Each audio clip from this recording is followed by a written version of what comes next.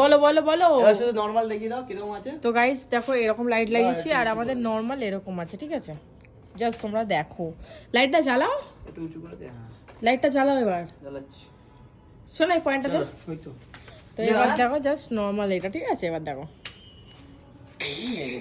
কেউ কারো মানে যদি কেউ শুট করতে চাও আমাদের এই প্লেসে এসে লাইট ফ্রি।